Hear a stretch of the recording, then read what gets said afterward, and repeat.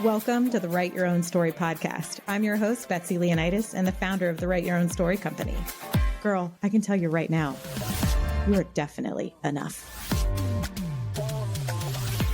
Here we value service, sisterhood, connection, laughter, and that super genuine, keep it real, tell you like it is honesty. My hope is at the end of each episode, you realize you can do whatever it is you dream about and that you are not alone with what you struggle with. I'm hoping that you are snapping and clapping and hell yes in your way through each one of these episodes. So if this tracks with you, let's get started. I'm so glad you're here. Welcome back to the latest episode of the Write Your Own Story podcast. I'm absolutely thrilled to be here today with Tricia Nelson, who is an author, content creator, podcaster, and so much more. Tricia has an inspiring story around emotional eating and the power of healing our emotions from the inside out. Tricia, I really love digging into your content, the multifacetedness of it, that's a word, and the depth that you go into just like makes my heart pitter patter, both from an empathy standpoint, of course, but also just out of genuine interest. And I think it's so applicable when we talk about emotional eating and binge eating to, and correct me if I'm wrong, but to a lot of sort of compulsive or maybe even addictive behaviors are really, to your point, what sits with the emotions beneath. So amen. Thanks for having me on the show. Yeah, I was not aware of having it be emotional eating. I just thought I liked food. I heard the term emotional eater and I thought, well, that's just dumb. I just like food.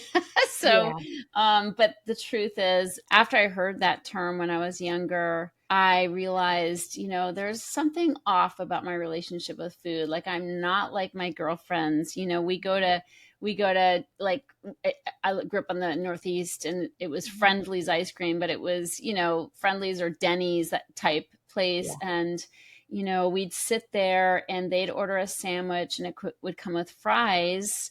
They'd eat their sandwich and pick at their fries. Well, I would eat my fries and pick at my sandwich. And then I realized there's something a little bit different about me. Like, I could never imagine leaving French fries on my plate. Like, who would do that? Oops, sorry. Yeah, I was like, who would leave French fries on their plate? That's insane. Or they'd get their ice cream, like in that tall, I'm totally dating myself, that tall glass. I know exactly what you mean from Friendly's. With the long spoon. Yeah, totally. Yeah. So they'd get their ice cream sundaes and they'd like dig in, take a few bites, and then they'd push it away and say, oh, I'm full. And I'd be like, full? What does full have to do with anything? And so I realized it's a little bit different for me than it is for them. And it kind of went from there. And I did become a binge eater where I would get a large amount of food and sit and eat it in front of the television and feel completely sick and demoralized and such. So, I wasn't aware consciously that it was emotionally driven until I was really looking for a solution. And it wasn't until diets stopped working, diets, exercise programs, pills, potions, lotions, like all that failed me. And that's when what happened for me is I met somebody who told me, you don't have an eating problem, you have a living problem. Wow. Yeah. And I was like, that's interesting. And so, and he was right. I was burning the candle at both ends, stressed out, trying to prove my worth. And, I was totally, my adrenals were shot and I was just really running myself ragged and using caffeine and sugar to keep me propped up. And so I had to call a time out. Actually, it wasn't until I lost a bunch of weight. I had lost like 40 pounds on a strict food plan and then started eating again and putting the weight back on. And that's when I was like, OMG, like something is terribly wrong here. I can't keep doing the yo-yo thing. Down 10, up 20, down 30, up 40. I had like 7 different sizes of pants in my closet because I never knew what size I was going to be. So that's when I had to take that deeper journey and start addressing, my stress, my like how I dealt with relationships or didn't, my using my voice, speaking up for myself, putting boundaries on my time. Like there's a lot of life changes I had to make to address my living problem because it really, the eating was a symptom. Yeah, absolutely. Gosh, there's so many things in there that I think so many women, whether you're an emotional eater or not, can relate to. First of all, being caught in the cycle of proving your worth, I was like, we can end the show right here. Right? Right. Because that is a forever challenge that women of our generation are going to struggle with. And those before and probably those after, although we're all doing our best to change the narrative for our daughters and for those who follow us. Yeah. But we have all lost sight because of social conditioning, in my opinion, that we are born worthy. Yeah. Even under mistakes, even under swings and misses, no matter what shape and size, you are worthy. Amen. And so I so appreciate you sharing that, because that is like truly like one of the big pillars of this show is for us to realize that like we have been chasing some sort of like arbitrary definition of worth. And I don't know, but I have a very strong independent mother. And here I am still on the hamster wheel until I was about 40. My whole life kind of turned upside down despite my best efforts of chasing worth. And I was like, fuck it, I'm writing my own rules. That's right. That's right. Um, Yeah, it's crazy. I mean, I was yeah. told, and it was total news to me that I was a human being, not a human doing. Yes. And that was so comforting because I'm like running, running, running. Like, will you Yes. accept me? Will you like, can I like get your acceptance and validation, please? Not realizing, yeah, I had it already. I had to have it for myself and I didn't have it for myself. So that was really the journey. I absolutely agree. And the other thing that I wanted to pull out from what you said before was like this notion you're like, my adrenals were shot. I felt, like I was exhausted. It was either alternating between caffeine and sugar. I think a lot of women are feeling that way right now.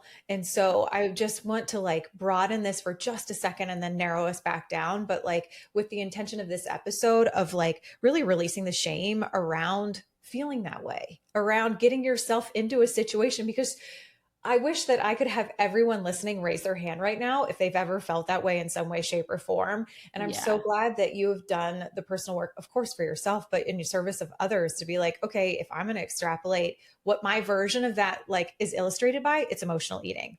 You had done this incredible TED Talk, which I loved watching. Would you mind sharing the specific example of like how emotional, like how bad it got when it comes to like binge eating? Like, because Yeah. sometimes I think I also thought it was a great barometer that you said, and then I will stop talking. I've had so much caffeine, but I thought it was a great barometer for you to be able to like, we shouldn't compare ourselves categorically, but a great barometer to be like, this is different. There's something different. And that kind of let you tap into your intuition. Can you tell us what your different looked like and the cookies and the Oh honey? yeah. Oh my gosh. So I start my TEDx talk, which has over 2.5 million views. So it's hitting a chord. I'm not the only one Right. who's done this. Nope, you sure aren't. So I start out my talk by reenacting what I call garbage eating, Yeah. where I binge and then I can't possibly eat one more item. And so in disgust, I throw the remains out. I'm like, and in that moment of feeling totally stuffed, it's like, I never want to eat this food again. Like, I'm never touching that ice cream, those cookies again. Yeah, And I pass out on the couch because I'm in total sugar coma. totally. And later, like a couple hours later, when I've got a little bit more room in my tummy, Mhm. I renegotiate that decision. And I'm like, I know there's some perfectly good cookies in that trash. And I go digging the cookies out and eat them. And then I'm thinking, I am the worst person in the world. I just ate out of the garbage. Like, that is disgusting. Lo and Mm. behold, right? Like, I didn't realize this is actually more common, than any of us know. I have like thousands of comments. Oh my God, I did Mhm. that too. So we do these shameful things with food and we think we're the only one who's done it. Of course, that just exacerbates the problem, compounds the shame, and we keep doing it because we're living this lie and this secret that we think only we know about. But truthfully, we're all living in our own personal hell, thinking we're the only ones. And that's emotional eating. That's binge eating. I mean, it's not like we do it, among other people because we don't want anybody to know, and we're as Right. sick as our secrets. And Mhm. so it's a horrible reality to live in, and that it was common for me. And so obviously that's where my passion comes from, is helping women to stop that terrible cycle and to start feeling healthier around food and worthy of good choices. Oh gosh. And I like just to have the validation that so like thousands of women are like, me too, me too, me too. We all have a version of grabbing the cookies out of the garbage. So absolutely no judgment here. And I can only imagine you waking up on the couch and potentially some uncomfortable emotion or feeling comes up. And like, it's like all of us wanting to scroll our social media or turn on Netflix. I'm like, to just numb whatever it is that feels like too much to deal with at that point. Well, that is totally right on. Like, it doesn't have to be food, Right. it can be, pot gummies, Yeah, it can be totally. coffee, can be Wine. absolutely wine and scrolling, doom scrolling. It's like, we are a culture of checking out. We're a culture of not wanting to be present and not even knowing how to be present. We're so used to running from ourselves and running from anything uncomfortable. We want the immediate dopamine hit of something new and shiny and exciting. And we're totally addicted to that. And it's Yeah. sad because we literally have to learn how to come home to ourselves and be with ourselves and be with uncomfortable emotions. It's not in our wheelhouse to even know how to do that. Yeah. Yes, literally. I'm just like aggressively nodding, like, yes. Okay. So as we've discussed, this is obviously a symptom of something much bigger. People don't know how to be present. Um, what do you think are some of like the root causes of our stress? I mean, okay, so maybe we've hit some, but just to recap them, like, we've talked about sort of like being a human being versus human doing, and this idea of constantly proving our worth, and the lack of ability of being present. But for anyone else who's out there where we're starting to like scratch an itch or strike a chord, they're like, what are some other root causes that you've seen that they can reflect on? Yeah, so when I say emotional eating, or we're burying emotions, people get the idea. But what I've done is I've identified the three primary emotions and Okay. the three emotional drivers typically of this, free fall into binging. Binge eating could be binge watching TV as well. And I call it the PEP formula. And the PEP formula is just a way of checking in. PEP is an acronym. And the first P stands for painkiller. So we're literally trying to kill our pain, and it doesn't have to be sharp, terrible pain like somebody died. It could be, I just got a bill that I wasn't expecting. Ooh, that is painful, or I, just got rejected from something I was going for, or, got passed over for a promotion, whatever. And so it could be lots, or just relationship problems, we're not communicating, we're missing each other. That's painful. And so we hide in food to kill that pain, okay? To just, I call it smoothing over the edges of life. The Yeah. right? So E stands for escape. The E in PEP stands for escape. And my experience is we're not only overeaters, but we're overthinkers. And we're trying to escape our minds, what's going on between our ears, because it's usually pretty awful. Okay. Yeah. Like we're afraid, we're beating ourselves up, we're total mean girls to ourselves. Like, I suck, I didn't do that well enough. Sally and Susie have more, letters by their name than I do. I mean, it's just constant. And so we're trying to escape literally what's in between our ears, and also fear, like awfulizing. I'm going to become a bag lady. Nothing's going to work out. I'm going to be alone. so, Yes. so we sit on the couch with our goodies, watching TV, just to edge out all those scary thoughts going on between our ears, because we can't get away from ourselves otherwise. Right. So that's the E. And the last P in PEP stands for punishment, which seems counterintuitive because we think of eating our favorite foods as like a reward. We're always trying to find the reward for ourselves because we did such a good job, or we worked so hard, or, no one's appreciating us, and we're going to reward ourselves. And of course, that it doesn't look like a reward later when we stuff ourselves and we don't fit in our pants and we're bloated and feel crappy, and we we cancel, brunch with our girlfriends because we don't want them to see how bloated our face is. That is not a reward. That is a punishment. Yeah. I know it's not I good. know. It makes me so sad. But I mean, we all can relate. We all have our examples of this where you Yes. just don't, you punish yourself and you don't feel good enough, or again, back to worthy, you don't feel worthy enough. And Yeah. we're Well, back in and the cycle. and what's also true is we are so hard on ourselves. So we're not just overeating, we're also over feeling, and we're feeling guilty all the time. Like we just think, well, the guilty parties, please stand up. We're the first people to stand up. We Yeah. just feel like we've done something terribly wrong. So Yeah. so that's the last P in PEP. So just to recap, we use food as a painkiller, as an escape, and as a punishment. And it works really well. And sometimes it's all three wrapped up in one. But I use the PEP formula because it's kind of an easy, quick thing that people can write down and think of. Like when we go to the refrigerator for the fifth time of an evening, looking for something magical to fix our feelings, or to make us feel better. I mean, emotional eating is basically eating to feel better, like, Yeah. in the simplest form. So when we do that, we're like, no, I just want something. We can start saying, is there something else going on? Like, let me take this little PEP test. Like, am I feeling uncomfortable or some, pain around something? Is my head super busy? Am I running around, thinking things that are useless, or am I beating myself up over something? Is there something, sometimes rightfully so, we said something we didn't feel good about. Can I address that instead of just beating myself up with a binge, and these are just ways we can start, going a little deeper than I just like food.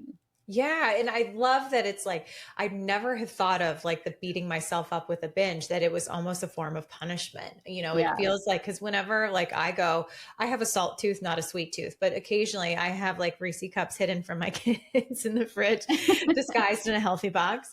And I'll have, occasionally I have one with my coffee in the afternoon. Again, salt is my problem. Show me a bag of Okay. chips, everybody move out of the way. Or the fries on the plate, none of them are being left. I agree with you wholeheartedly. But, I never have thought, and it does taste so good, and it does take it to it edges, just like you said, but I've never thought about it as a form of punishment. And I read somewhere, and I don't have the stat exactly right, but it's something like almost 80% of our thoughts are negative thoughts.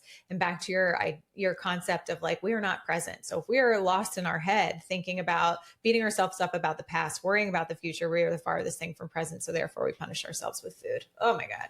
Yeah. Okay. So then transitioning sort of to like one of the other things that you share is around how dieting, when you haven't really uncovered the emotional components behind it, doesn't work. So have we gone then from, this is probably generalizing, so please correct me, punishing ourselves with binging to then punishing ourselves with dieting? Are we hating ourselves in both Oh, yeah. I scenarios? mean, that is part of the punishment. If we eat and then we have all these self recriminating thoughts, I'm so bad, I suck, I'm a loser, can't stick to the diet, all that kind of thing. That's all part of the punishment as well. And dieting doesn't work. I mean, 98% of all diets fail. Why is that? 98%, right? That's And so, like, crazy. yeah, and if you were to make an investment, would you invest in something that had a 2% success rate? Like, Yeah, right? no, Think of you'd all be those fitness influencers that are in your feed that are probably genuinely trying to help and monetizing while they're trying to help. But like knowing that 98% of the time I can't read no. you to tell me why it doesn't work. And Okay. it doesn't work because, what we're talking about is clearing away all the foods that we use to get by. It's basically, and again, when we use food for emotional support, Mm-hmm. for companionship, for love, for reward, for filling the space when we're bored, when you clear all those yummy foods off the table and you give me no other tools, which diets do not, Right. no other coping tools, I can hold on for like 2 weeks, like, oh, I'm doing it. And at first you're excited, like, Yahoo. And then after 2 weeks, you're like, this is a total slog. I can't keep it up. And you go back to what you know. And the snacky foods, the fun foods, the foods that give you this sense of reward and support. And so diets give you no way to deal with your life, no coping skills for dealing with emotions, and so it's a rough go, and it will always fail. And then of course then we don't know that statistic, so we're like, oh, I suck, like, oh, right.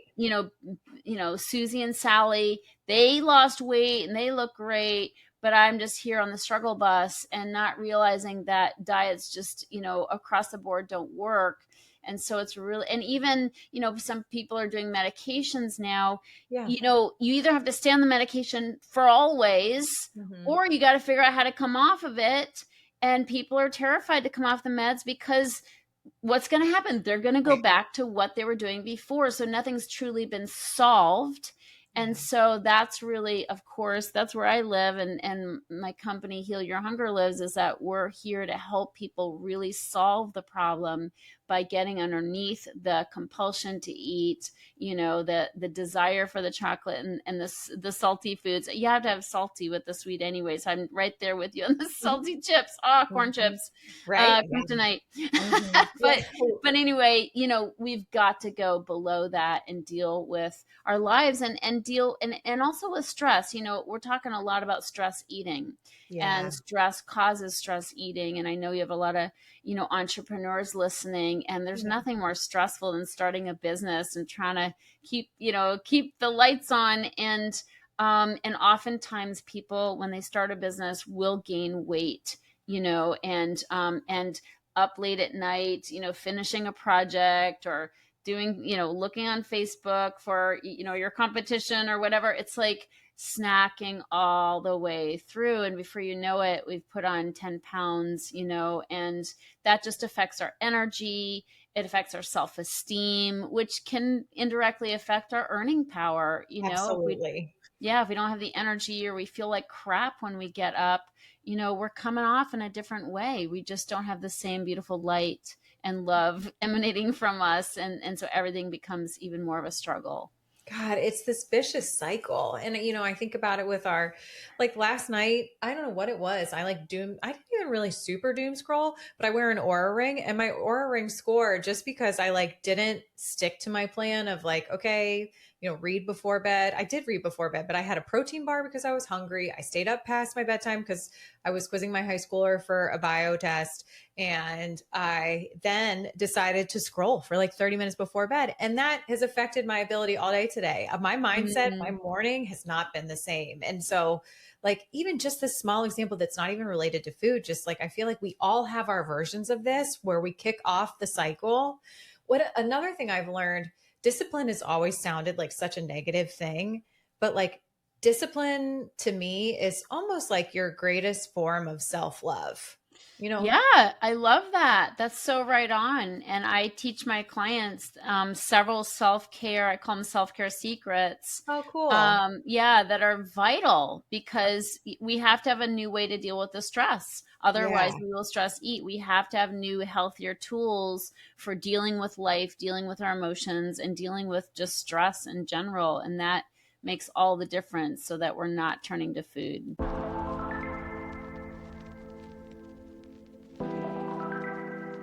I have to tell you, I'm literally obsessed with my Oura Ring 4. Honestly, my Apple Watch was way too much noise for me. Stand up, sit down, you have a meeting, you're late, your steps are low, breathe, all the things. But this little ring has been an absolute game changer. It doesn't just track my sleep, it helps me actually rest better. Every morning, I get insights into my recovery, my readiness for the day, and whether my body needs more downtime. It even tracks my steps, my cycle, and literally so much more. If you're someone who loves data, cares about your health, and also loves cute jewelry, this ring is for you. This is a gentle reminder, backed by science, that rest is just as important as hustle. Unlock this powerful tool for better sleep, less stress, and smarter recovery with Oura Ring 4. Use my link in the show notes to get 10% off your Oura Ring today.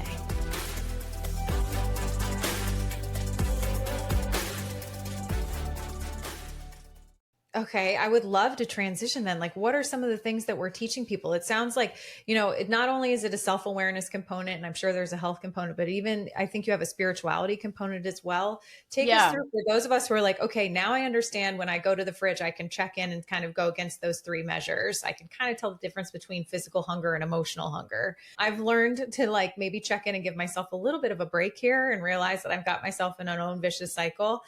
How do we then help pull people out and get to the other side? Yeah, it's really important that we start our day filling our own cup, basically, Mm. and I call it putting money in the spiritual bank account. Ooh. Yeah, that we can take withdrawals from later because, if we start by jumping on our phone, responding to requests on our time or answers right away, we haven't created this bubble in which we can fill ourselves up. And so I recommend that people having a morning routine, meditation, prayer, spiritual readings, breathing exercises, walking, and I call it my walk pray. I like to walk and pray at the same time. That's So, but beautiful. yeah, just filling up, getting connected with our divine spirit so that we can draw on that resource later in the day. But we have to start with a connection, making that conscious connection, because later in the day, stress piles up throughout the day, and later in the day, we're exhausted. We're Yeah. exhausted. Most of us get an afternoon slump, and it's going to be chocolate and coffee if we don't, have some money in that bank account. And Yeah. so, if we're in the red, we're kind of up a creek, and it's going to have to be food, right? Food and caffeine. So, Yeah. so it's really important that we spend that time. It's a great investment. It doesn't take a lot of time, 20 minutes, 30 minutes, but God, it's worth it. It is so worth it. So that's really important. Journaling is also really important for getting feelings out instead of stuffing those feelings. None of this is rocket science, but like you said, the discipline of it makes all the difference. So my clients are learning how to make this a thing. Like meditation, for instance, everybody knows they should meditate. Like everybody knows there's positive benefits, but it is not easy to sit down and shut up, you know? No, no, it sure So, isn't. It sure you know, isn't. yeah, our ego just wants us to do, it wants us to accomplish, wants us to get shit done. And no, it's actually hard and something we have to work at, to sit down and tune in. It's actually incredibly uncomfortable because then we have all these thoughts and then we have feelings and then we feel like we're not, getting on with the day. So it's really a taming of the ego, Mhm. that meditation time or that writing time. And so that's powerful. And one of the reasons why it's so powerful is it's actually we're learning impulse control. Because, Ooh. yeah, because when we meditate, the impulse is to get up and go do. So to sit there in spite of that impulse, we're training ourselves like we don't have to do what our head tells us to do. And Yeah. our head also tells us to eat when we're uncomfortable. Yeah. So they really go hand in hand, and you really are learning to, tell your monkey mind, thanks for sharing, but Mhm. we're doing this right now. I love We're that. doing this. We're sitting and being quiet right now. Later on, thanks for sharing, but we're not going to go to the kitchen right now. Like, we're going to be with this and we're going to get through it, and it's all going to be okay. I love that. And I love I mean, that is incredible. And I've never really thought about meditation that way in terms of like training our monkey mind. But having a morning practice has absolutely changed my life, and meditation included. And I have ADHD, so it is hard to tame the monkey mind. Yeah. But what a form of self love to be able to, the thing that kind of like bothers you the most and is your most negative critic all day, if you can learn to tame that and start your day slaying that, I mean, what an absolute gift to yourself. And I love Yeah. also what you said about journaling, where if you have an emotion or, what did you say before? It was a great saying, something about secrets. As sick as our secrets. Sick as our secrets. And there is something too, when we don't get out what we are feeling, it stays stuck in our body. We feel it in our bones. We feel it in our soul. Like, I mean, it is truly embodied. So Yeah. If you can, I say emotions buried alive never die. it's true. Oh, it's so true. They And they wreak make us they just wreak focus on the havoc on super. us. Yeah, when they're Yeah. buried, they wreak havoc on us. And it's not that much of an effort to take the next step and get them out of us, but it is effort. Like we have to write about it, Yep. talk about it, pray about it. Like there are things we can do, but stuffing them, the worst thing we could do. And when I think about the discipline that it's required to have this type of 20-minute morning practice, right? That's 20 minutes more we could sleep. That is 20 minutes of us having to tell our kids, hey, I'm working on my mind right now. You can pack your own lunch, whatever it may be. But what the big mind shift for me about discipline was like, sometimes you're like, I would feel better if so and so showed up for me more in my life, if my kids helped up more around the house, if my partner did more for me, if my best friend would just call a little bit more, maybe I'd feel better. You can't expect people to show up for you if you can't show up for yourself. And so I feel like you can't. So if you, That's right on. So right yeah, on. and Yeah, it's like who are we to say, "Hey, you make me feel better, please." yeah, Invest your time making me feel better. Well, we better start with ourselves. We better invest our time making us feel better in a right. healthy The way. only person, it's all an inside job. It's Yeah. all an inside job. Okay, so we've got our morning routine. We're learning how to quiet the monkey mind. We are checking in with our emotions. We are no longer having them stuck in secrets in our body. What else are we working on as we kind of continue throughout the day or along this journey? We're also working on using our voice. Mm, So, emotional eaters are consummate people pleasers. mm-hmm. So we're not saying how we really feel, and we're saying yes all the time. So we have to use our voice to say no or no, thank you, because too often we're over committing, we're over scheduling, we're overdoing, and then we're overwhelmed. And so we overeat.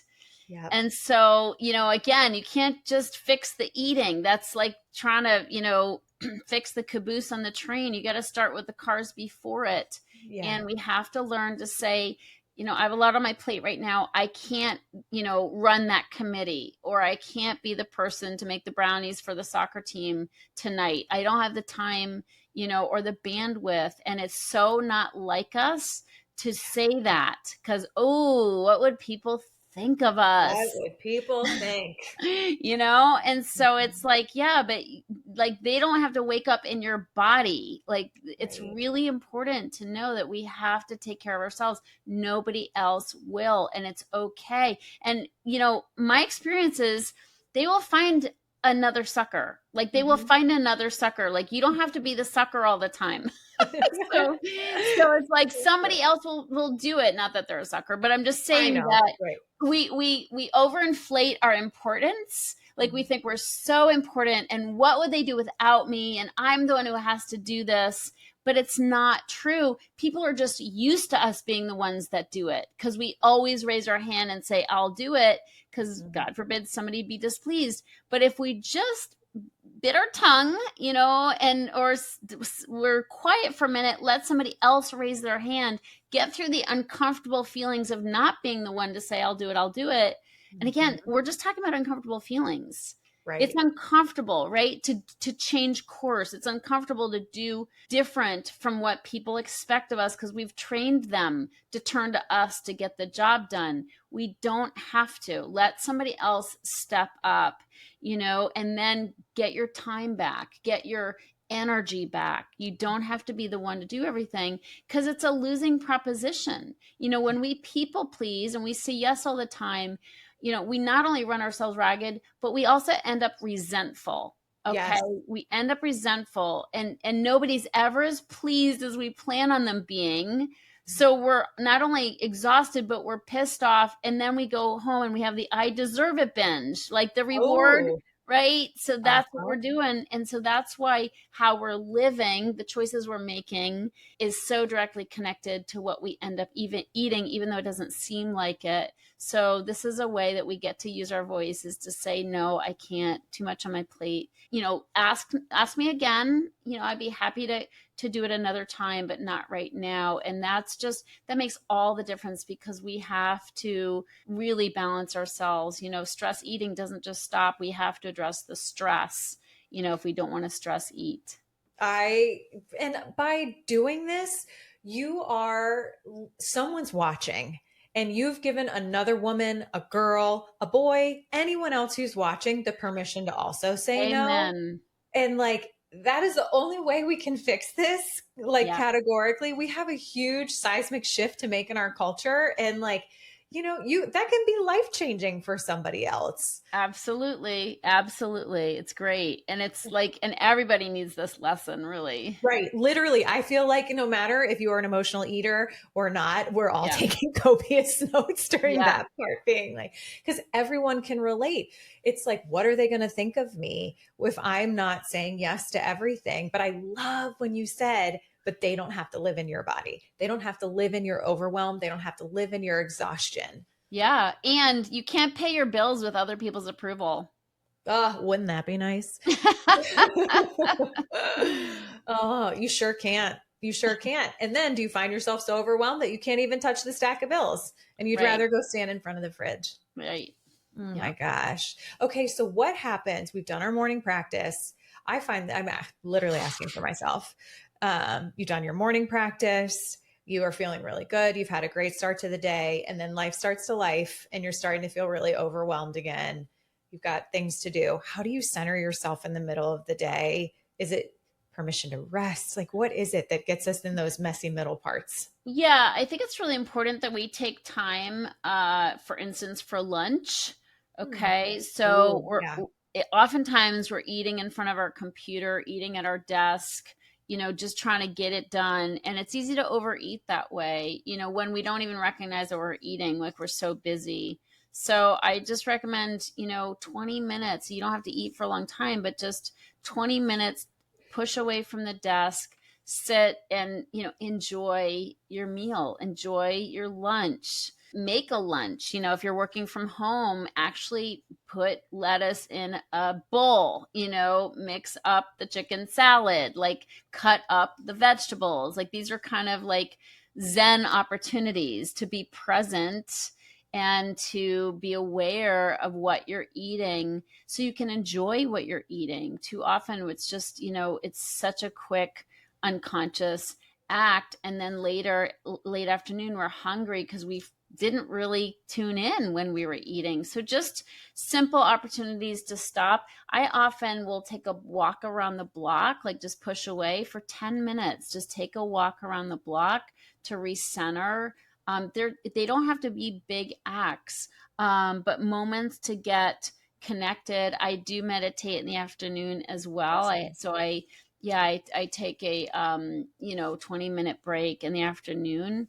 And boy, does that, and it's the afternoon slump. It's Yes. when I would normally be eating sugar or drinking coffee. I take a break and I just for 20 minutes sit and meditate. But it doesn't have to be chanting or something like that. It can literally, the Insight Timer or Calm app will give you guided meditations.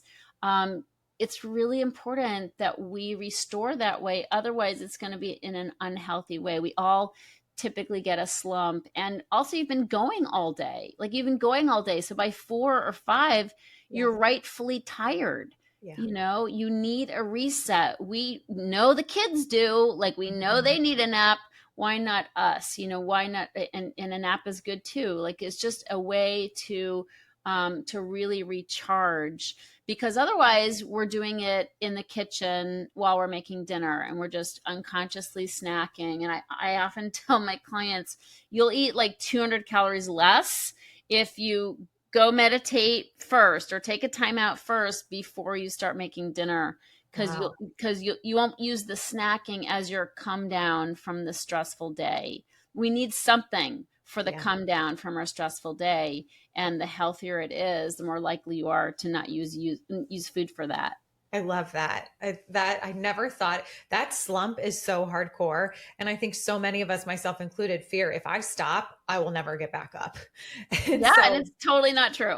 Yeah, right. Literally not true. I can't wait to, like, the few times that I've gone for a walk before my kids get off the bus, because of course I'm ready to just like pass out as soon as my kids get off the bus. I'm like, this is not ideal. This third shift is about to start. Yeah. to go for a walk or to, like you said, pray and walk or meditate and walk at the same time. I'm super inspired.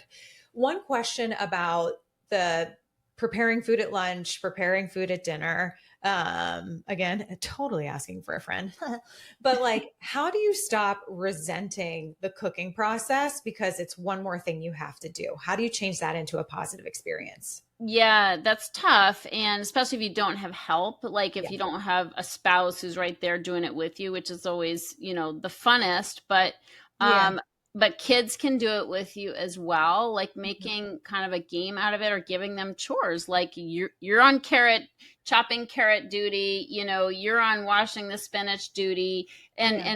getting them involved, even though it might be a hard habit to develop, but that's going to be important, and it can become fun for them if they're not just, farting around waiting for mom to put dinner on the table, like Right. really getting them involved and setting the table, right? Like whatever it takes for them to feel like they are a part of it is going to help.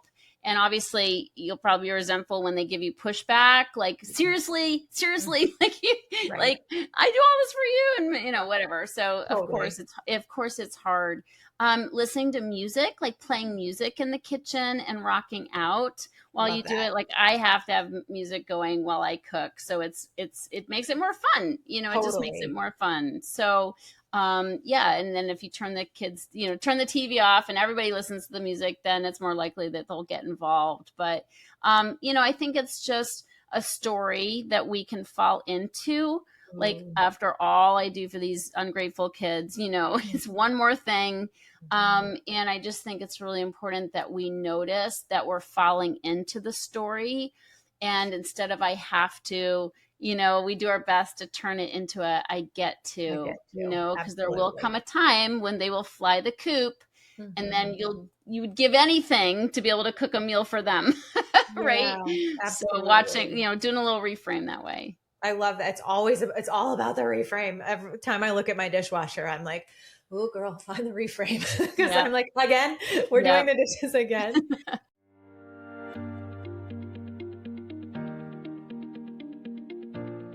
Hey, fellow boss babe, if you're craving less time on social because it feels like you're constantly in your comments and DMs trying to respond back to your potential customers, I totally get it. When I had my e-commerce business, I felt like I checked Instagram every 5 minutes. But what if there was a smarter, easier way to connect with your audience? Good news, there is. Let me introduce you to ManyChat, my go-to tool for automating messages on Instagram, Facebook, and even text. With ManyChat, you can set up automated conversations in minutes. No tech headaches, no coding required. Trust me, if I can figure it out, so can you. It's perfect for handling links to your offers, growing your list with DM keywords, and even booking clients literally while you sleep. It's efficient, super user-friendly, and honestly, it's like having a virtual assistant built right into your DMs. And the best part?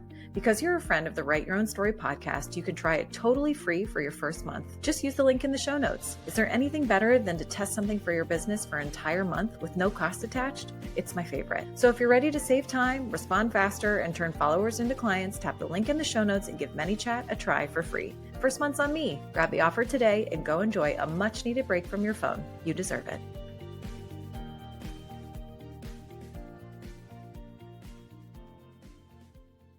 Okay, last question for you. So I love everything that we've uncovered today. How has doing the emotional work and kind of how has that changed your relationship with eating and therefore brought you to a healthier weight and state, obviously emotionally, but how has that evolved into the physical transformation that you were hoping for? Yeah, I mean, I'm so grateful to be 50 pounds lighter than I used to be. It is totally about addressing the emotional eating, because most of our eating is emotionally driven. And Mm, that's, honestly, for any kind of disordered eating, even for somebody who is very controlling around food and super skinny, when we're obsessed with food and weight, we're trying to control something that feels out of control, and so it's the emotions really that feel out of control. And so mm, for me, learning new ways to cope with the emotions is everything. So learning the de-stressing, obviously we talked about that, but also processing my emotions, like talking it out, yeah. and we don't talk enough. Like we do a whole lot of thinking. We're not literally picking up the phone and talking to a girlfriend. We'll talk to a girlfriend and we'll rant and rave about what they did, right? Like we're really good at getting into our ego. Can you believe that? But dropping into our feelings about how we felt about that, the vulnerable feelings are much harder for us.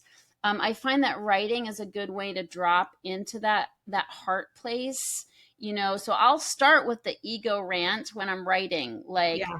F them, they blah, blah, blah.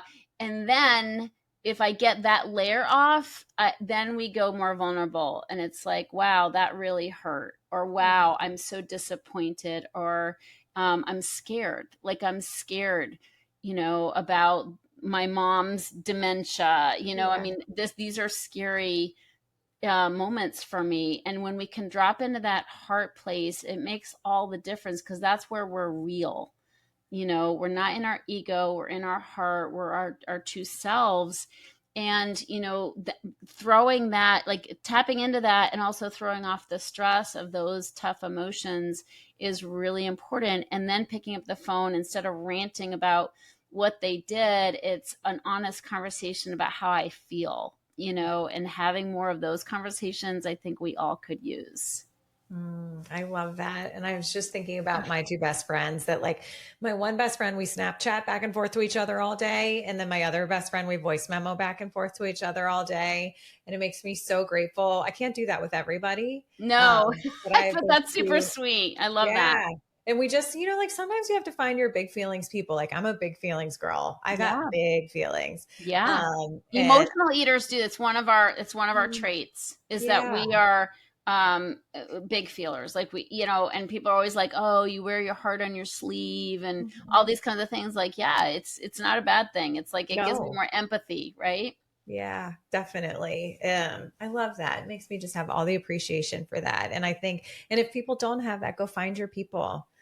I love that. Okay. So we have the book, Heal Your Hunger, 7 Steps to End Emotional Eating, and the podcast, The Heal Your Hunger Show. Tell us about how people can interact with you, how you love to help. I'd say my website's kind of like headquarters. So it's healyourhunger.com.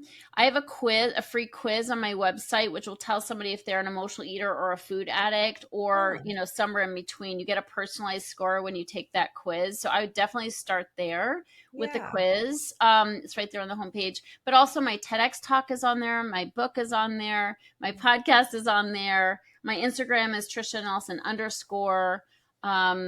Those are the main ways. Awesome. This has been, like I said, this for all those people who are emotionally eating and who are standing in front of the fridge and who are trying to edge and numb out, you have, and the depth of your vulnerability within your story has taken the shame away for so many people. So I'm so grateful for you for being so vulnerable, and for the work. My favorite kind of businesses are people who have experienced something in hardship and have come out the other side and just want to turn around and lend a hand to haul those behind. So I'm so grateful for the work that you do. And I think so many of the things we've talked about today really hit on a broad spectrum, and just remind us all to slow down, check in, be disciplined in the sense of carving out time for yourself, and quieting the monkey mind, and really being able to check in with our emotions, and just kind of like scanning life for how does that translate for how are you showing up for the rest of your life. So what an absolute gift. Thanks for having me. It's been such a pleasure. And I can tell that you're serving so many people with your big heart and your desire to help. Thank you. Thank you so much. You guys, please share this episode. I know so many people struggle with big feelings and the implications that come with it. That would be so great. Absolutely check out all of Tricia's excellent work. There's, absolutely a message in there for everyone. Tricia, thank you again. And thanks everyone for listening. We'll catch you next time.